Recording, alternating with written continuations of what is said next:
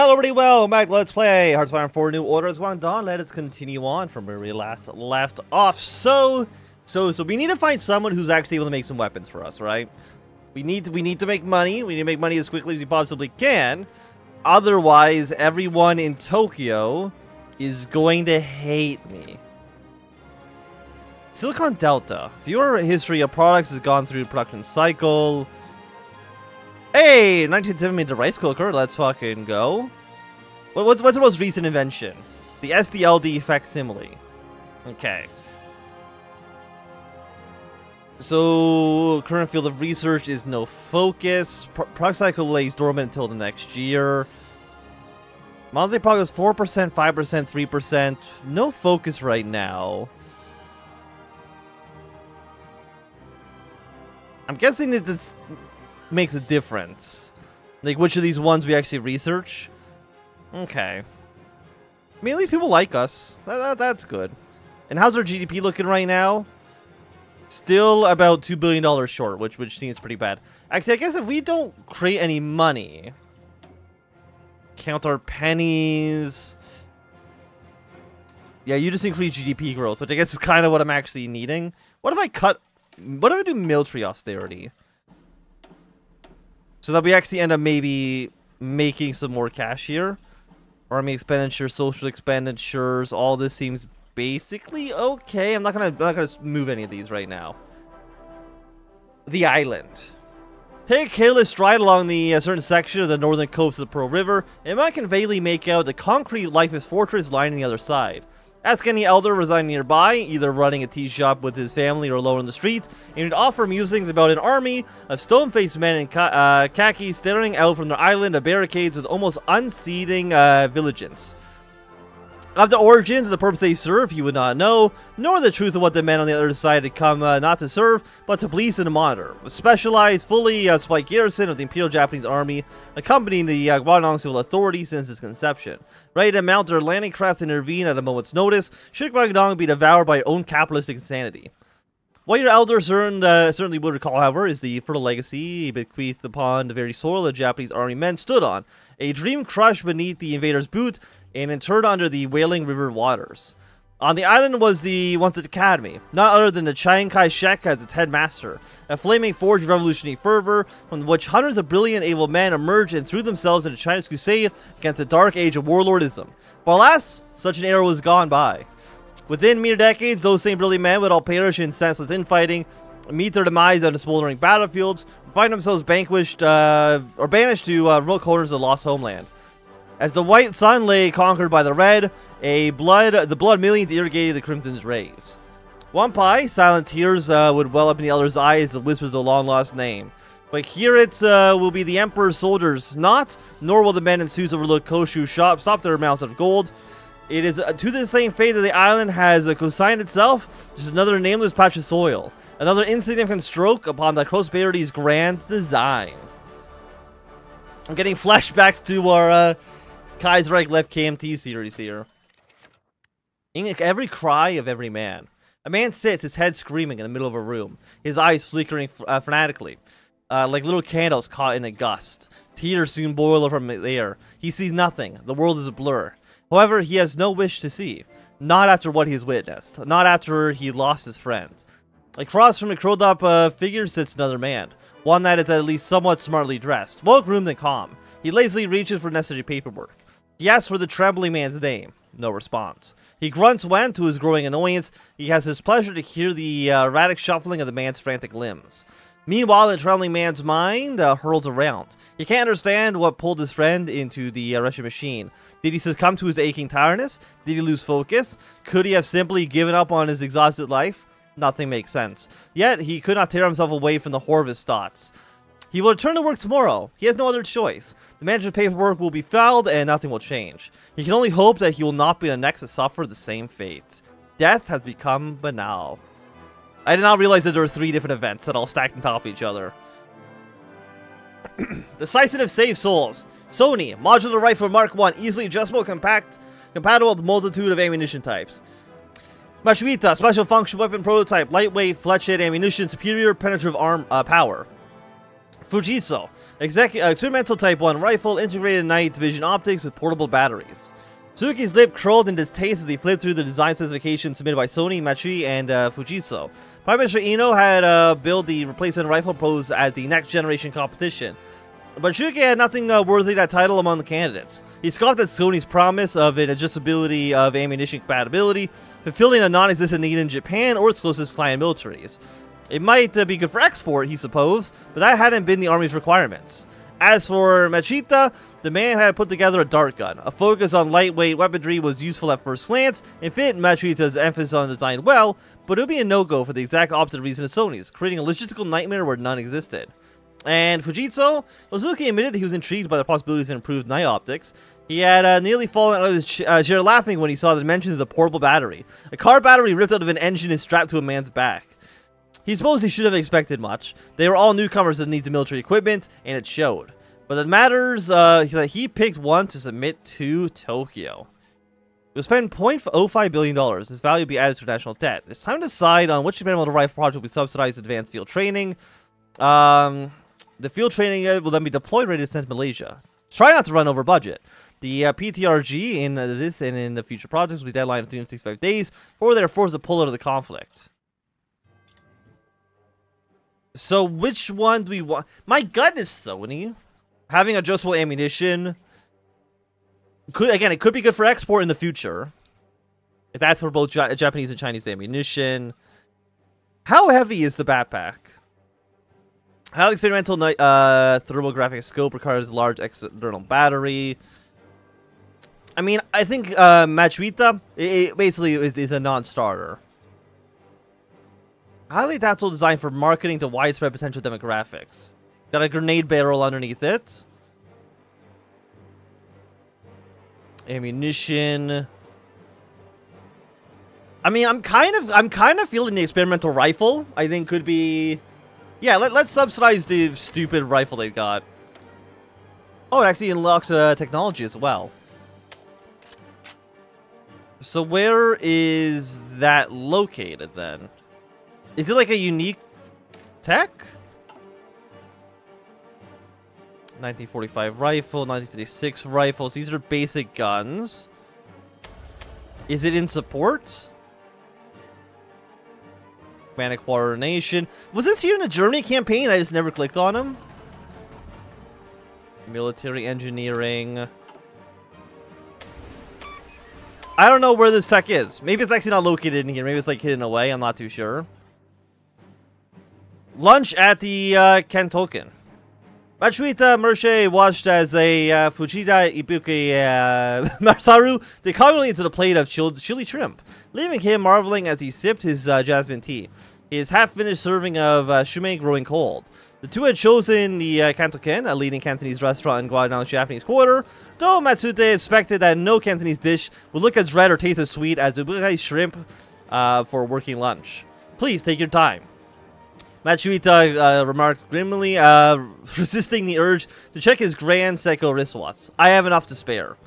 I spent my time in the lab, and it builds an appetite. Ibuki pauses his chopsticks long enough to look Machuita in the eye through his dusty eyeglasses. Try it sometime. It'll help your sales. The chief executive's cozying up to Yusanda is a danger to both of us. Machuita let Ibuki's challenge slide. Tokyo's always wanted more to say in how we make money here, but now Suzuki has the support to do it.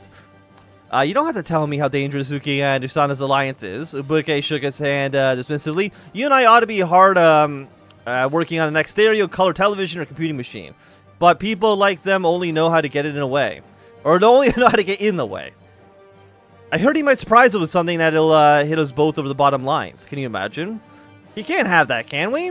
Ibuki noted darkly, placing his chopsticks down. The chief executive needs to learn things, change around here to serve us, whether he likes it or not. Okay, let's look at this gun. Carry out river crossings in combat conditions. Test rifles in urban combat. So how do I actually test them? It's not trying to run over budget. Manufacturing additional testing rifles. Fight in mountainous terrain. Yeah, thing is, how do I actually do this? We have a year to get it done. Can I send troops to Malaysia? I can, okay. 1 division, no army. Wait, what? Oh, did we get a, Oh, okay, I see. So we get to try out our new experimental rifle. We'll send you over here. Excellent. Okay. Very, very cool. Overhearing a call.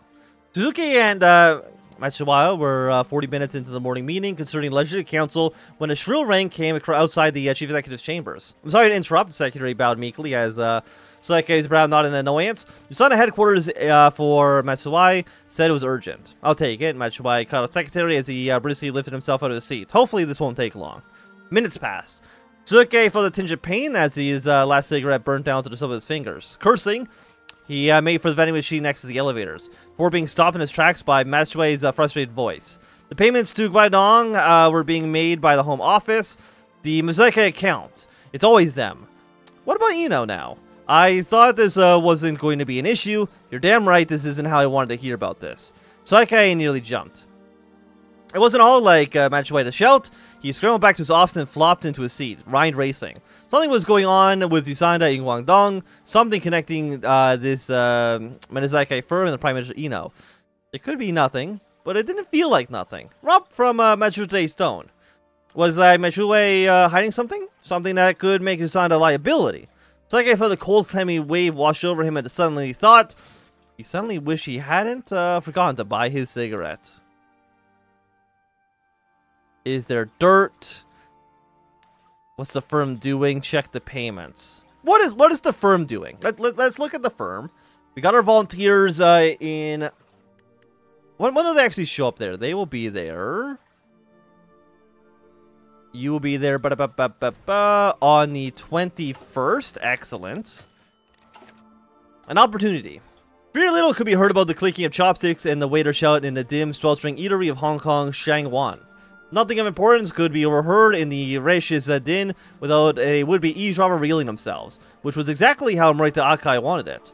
Never mind that there was a more private location, such as Sony's headquarters in Central. The egg noodles were firm, the wontons and Cheyenne fresh. It had kept Morita alive since he watched him in Guangdong a decade ago, and he trusted the man who introduced him to the place, now sitting opposite him, to keep the interlopers out. Akai Suzuki's been sent to Tokyo to get Guangdong working for Japan, same as everybody else before him. Lai Kai-shing, the head of the Chang Kong retailer conglomerate, said exasperately, "How will this time be any different? Up until now, every chief executive had been brought to heel by Yushanda, Matsuite, and..." Okay, spat out the next name, Ubikai. But the key is Yusanda's not in lockstep with the other two anymore. You'll need a deciding vote. It'll be the best opportunity we had to level the field. If Suzuki had come to us first, I'd be with you. But right now, Yushanda had all the cards. Lee shook his head. Shouldn't we focus on diversifying? We have money now. We could try banking, giving us something to back to Xi'an and the Chinese who've backed us. And make an enemy of Yushanda?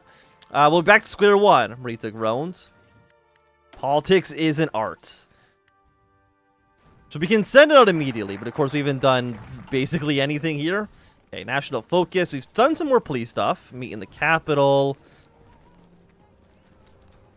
Let's go with coordinating product development. That seems like it could be fun. Yeah, our volunteers have now arrived. Can't do anything with you quite yet. And do we have anything we can do here? No, what are we missing here? Political power? We need 25. We don't have a lot of command power either, unfortunately. Could build more police bases. The Chinese will like us a little bit less. What about like in some of these other places? You know, let's build it here. That seems okay. The criminals have a lot of power here. They don't got a lot of power in the capital, which I mean I guess is understandable. But on the outskirts of the capital, they have too much power. The sun had long since set when Shoikai began his inquiry into the Modifier conglomerate. A myriad of files and documents discreetly acquired through secretaries and informants, but his efforts were thus far turning frustratingly little. The company seemed innocuous enough, a shipment firm handling military freight, the largest of many firms established in the Tsumitsu's wake of the Japanese victory, and one that has only grown with time. Yet, Manisakai's footprint was elusive, and even in Guangdong's vast harbor, it possessed but a handful of port facilities and a single office. An unexpectedly small presence for the supposed shipping giant, especially one that supplied Japanese garrisons across the sphere. Indeed, Manizaka's sheer lack of presence in Guangdong wasn't in of itself a particular sign. At a time when every Japanese company wanted to be seen along the Pearl River, Miyazaki seemed content to remain out of the limelight. As far as Suzuki was concerned, his only thing clear about Miyazaki was that it was a matter of time, a matter which warranted a much deeper investigation. Okay, so what do we need to actually do? We need to... We have you right now. We don't have an actual product yet. We don't have any political power really either. We need to carry out river crossings in combat conditions. Thing is, we don't really have any river crossing we can go to. There's rivers over here we can maybe do. Test routes in urban combat. There's no urbans yet. Use in conditions exceeding 25 degrees. It is 28 degrees here. Excellent. So let's go test out our new rifle. It is 28. Does that immediately check this off? Because we're using the equipment. And this is also a jungle environment. You are plains. Okay. But if I stop attacking... Or is it... Okay, no. It's 28 in both areas here. The IJ connection. As was standard for military contractors, Maisaka's portside warehouse came under the purview of the IJA, with security forces dotted amidst the harbor front. As far as Saike was concerned, that was a normal thing about Misake's arrangement. It was the only normal thing. 3 decades in the IGA had instilled in him the mantra of every logical offer, to strive to ensure that every item was properly cataloged and every delivery made to a constant and regular schedule. Yet, as he poured over the records from the warehouses, the only constant he could know was how irregular activity was, with deliveries coming seemingly at random with long pauses between each. What was even more puzzling was the seemingly inactivity of Mizaki when compared to other military contractors in Guangdong, a sign that either Mizaki was but a minor part of the IJ supply chain, or that something was being concealed. All conclusions made the question, what exactly did Sanda have to do with all of this? So do I need to actually win or lose?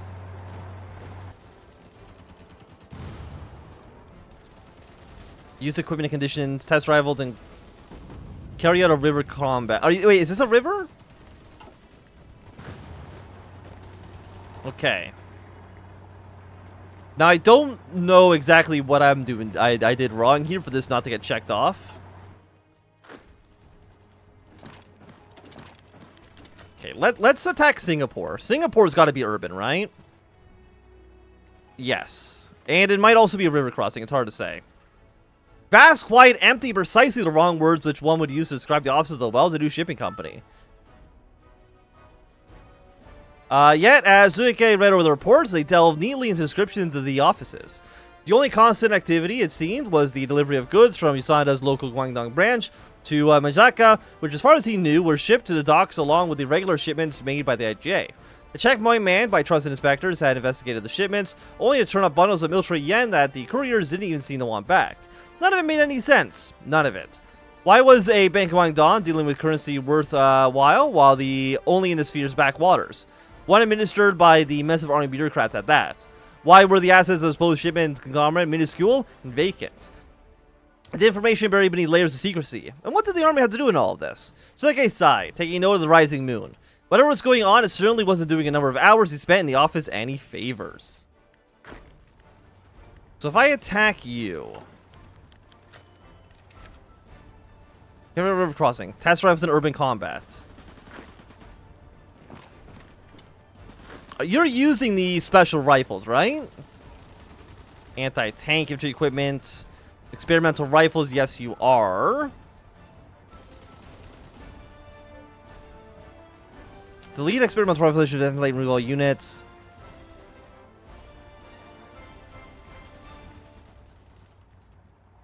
Now I will say, I don't know why this is not getting finished. Because it feels like it should be. Okay, let's now go to meet with the Kementai Command. A land of opportunity. Horisho Yamauchi disembarked the compact passenger ship that had transported him across the turquoise and turbulent ocean, stepping onto the concrete docks of Port Choi, Honkin. With his arrival, he carried out to him a burden and weight of the legacy of his family, a duty to resuscitate the waning endeavor, a vulnerable yet struggling and unremarkable business focusing on the production of recreational goods, namely playing cards. Is this going to be like a Nintendo reference? Yamachi's business is considerably old, being established by an experienced craftsman a decade ago, with the purpose of production of traditionally Japanese Hanafuda playing cards. Throughout the years, the family had remained true to their roots, finding slight success in a brief period of post-war prosperity in Japan. But alas, the nature of the economic markets continuously fluctuate. It was to surprise of nobody when the market of cards that Yamachi had specialized began to be saturated, and profits began dropping. New routes had to be considered. To Miyachi and the many abroad, Guangdong was a golden land of opportunity, a place where humble businesses and upstarts could thrive and develop, supported by the measures of the current chief executive, Shigekei Taichi. As matters of the tendencies of the home islands, Yamachi turned his attention towards the opportunities that the Three Pearls had to offer and departed for more lucrative shores. He certainly was not the first, as made evident by the four corporations dominating the administration, and he certainly would not be the last.